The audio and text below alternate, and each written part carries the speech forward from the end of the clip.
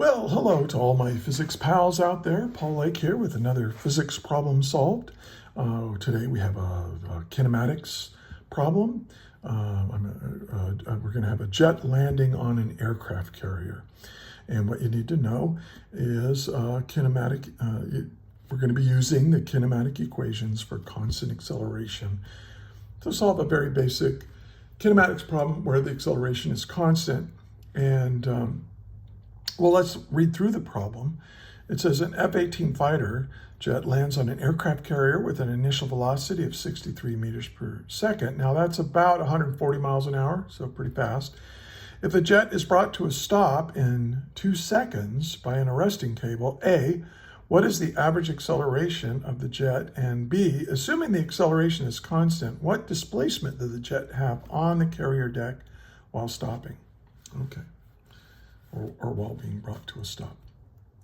Okay, so what I suggest you do is pause the video right now and try to work it yourself.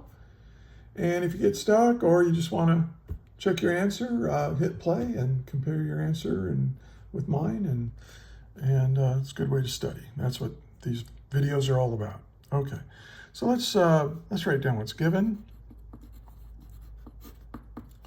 And we got a fighter landing on a jet, and let's just say here's the carrier deck. And I'm just going to draw it like this. And here's the jet landing on it. I don't want to take a lot of time drawing this jet. And here's the cockpit. And it's got an arresting hook and a cable that brings that's not a very good jet, but okay. You see what I'm saying? It's gonna land on here, and it's going to come to a stop. So this is its velocity at t equals 0. And we're going to say that that's 63 meters per second. And then it's going to be slowed to a stop. So here's the jet on the, now it's safely on the deck of the aircraft carrier. It was brought to a stop. And it took 2 seconds. So we know that the final velocity here is 0. And the time at which it hits that 0 velocity is 2.0 seconds. So, we're going to have a delta x here. A change in position, lands here, and stops there. And what are we trying to find here? Well, for part A, we want to know what is the average acceleration. I'll just call it A for acceleration. And then for part B, we want to know how far did it go? How long, we want to know delta x. Okay. Now, one of the things I like to do with these kinematic problems is I like to draw a silly little picture, an accurate picture of what's going on in the problem, and I write down what's given in terms of the variables we use, and then I express what we're trying to find in terms of the variables we use. So I don't have to recopy the whole problem into my notebook or on my paper, whatever. I do it like this. And so now let's solve. Now, let's talk about the kinematic equations. And if you look in the video description, there is a link to a lecture describing where these equations come from. And, but I'll call them the 4 kinematic equations. Equation 1 says, hey, the final velocity is equal to the initial velocity plus the acceleration times time. And then here we have our change in position is equal to the initial velocity plus the final velocity divided by 2. That's really my average velocity times time. And then the third equation, again, we figure out the displacement by multiplying the initial velocity times time plus half the acceleration times time squared. And then the fourth equation we developed was the final velocity squared equals the initial velocity squared plus twice the acceleration times our displacement. So now, why do we have these 4? And actually we could have 5, but I just use 4. I want to show you what's nice about having that. And what I suggest you do is, as you go through your physics class, keep an equation list that's yours, okay? And write this little chart down on there, and then always do your homework with your equation list handy. If you're in an AP class, you can download the equation list that they give you and then add to it. So what's missing? So when you have this little list, if you want to know what's missing, well, what's missing from this equation? Well, there's no delta x in it.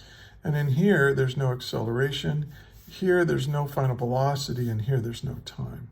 Now, in every single equation, you do have the initial velocity. But they'll always give you enough information where you either are given the initial velocity or you can figure out what it is by solving for it with one of these equations. All right, so now, why do I put what's missing up here? Well, I'll show you, because for part A, we want the we want the acceleration, right? So what does that mean? Well, if I want the acceleration, I'm certainly not going to use equation number 2, because acceleration is not in the problem. Now, could I use this equation? Well, I could, but I don't know what delta x is. So there's 2 unknowns here. And then for this equation, again, I don't know what delta x is. So, and I am trying to find it in part B, but look at equation 1. Like, what's missing from what's given? Well, I know the initial velocity, I know the time, I know the final velocity, and I'm trying to find the acceleration. Well, there are 5 quantities, right? There's v, v naught, a, t, and delta x. Well, if you want to find the acceleration given these 3, what's missing is delta x. So that's what I'm going to use. I'm going to use the first equation. The final velocity equals the initial velocity plus acceleration times time. And then this will give me the, this is A, and this is going to be the final velocity minus the initial velocity, v naught, divided by the time. Now this should look kind of familiar to you, because this really is the definition of average acceleration. Because what is the final velocity minus the initial velocity? Oh, well, that's the change in velocity. And if you just assume t initial is 0, which is why you call this v naught, because this is the velocity at time 0, well, that's delta t. So really, we're not doing anything new here. We've discussed this before. Acceleration equals the change in velocity over the change in time. But now we're expressing it a little bit differently because we're now using this list of kinematic equations that we developed. Now let's, and so now we're ready to plug in our values. The final velocity was 0, minus the initial velocity was 63 meters per second. And how much time went by? Well, 2 seconds minus 0 seconds is just 2 seconds. That's our time. And 2 significant figures here. All right, so what do we got? Well, we got 63 divided by 2. I should be able to do that in my head. And you get 31.5. And you can leave it like that. You can call it, you can round it to 32 if you want. I'm just going to leave it as 31.5 meters per second every second. But notice that this is 0 minus, so this is negative.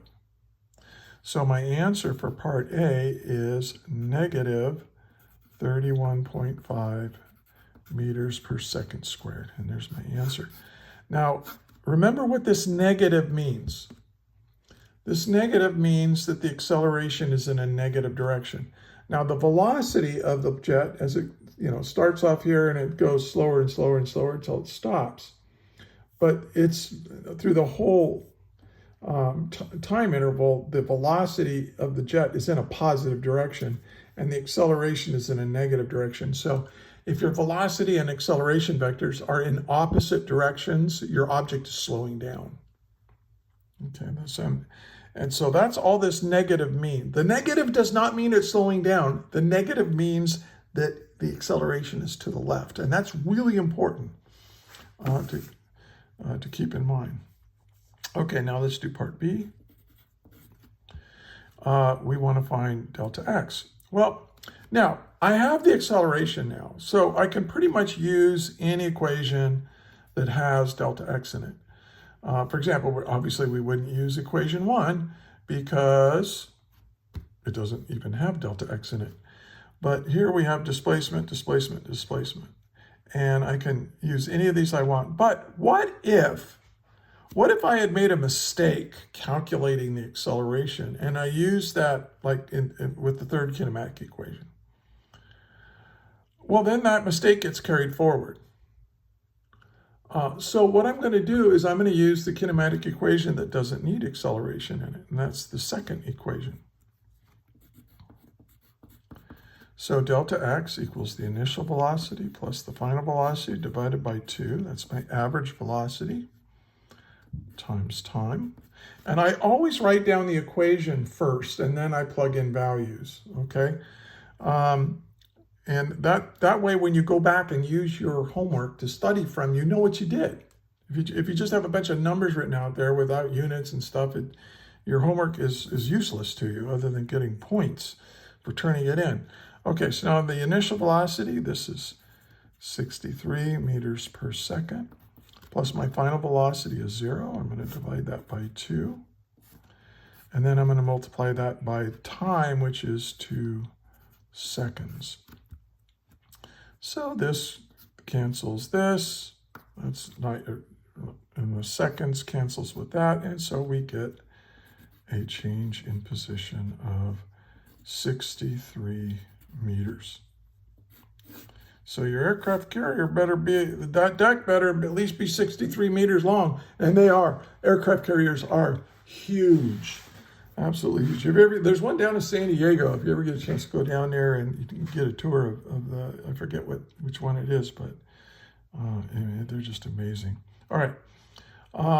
And that's it. Oh, one thing I wanted to show you. What if we did use this third equation instead? Well, I just want to show you that it's going to work. So let's plug in the values here. We know the initial velocity is 63 meters per second, and we're going to multiply that by 2 seconds. Now this, if you multiply this together, this is your displacement if you had kept going 63 meters per second. Okay, and then this is the displacement because of your initial velocity, and this is your displacement because you're changing the rate of your velocity. But this actually is going to be negative, as we're going to see. This is going to be 1/2 negative 31.5 meters per second squared times 2 seconds squared. Okay, well, let's figure this out. This is 126 meters plus, now here we have 1/2, and then here we have 2 times 2. 2 squared is 4, 4 divided by 2 is 2, and 2 times 31.5 is negative 63 meters. Okay? And then, so what is 126 meters minus 63 meters? Well, that's 63 meters. And so we got the same answer. Now, one thing, oh, I'm sorry, I was off screen. So one thing that's nice about doing it like this is you've checked your work, and that means that your acceleration is correct as well. I mean, everything is consistent. So sometimes if I have time, if you have time if you're taking an exam and you really want to make sure your answer's right, and you have some time to do it, use more than one kinematic equation, and if you get the same answer, you're probably doing it right. Okay. All righty. Well, hey, I hope this was useful to you. If it was, please give it a like and subscribe to my channel, and share it with your friends, share it with your physics teacher. Maybe he or she can use some of my materials. I'd be honored if they did. And check the video description. I am a private physics tutor, so if you would benefit from a private tutor, I'm really good at this, and my rates are reasonable, and we do it all over Zoom. It's really, really nice. So, hey, thank you for watching, and until the next video, may the net force be with you always. That is all.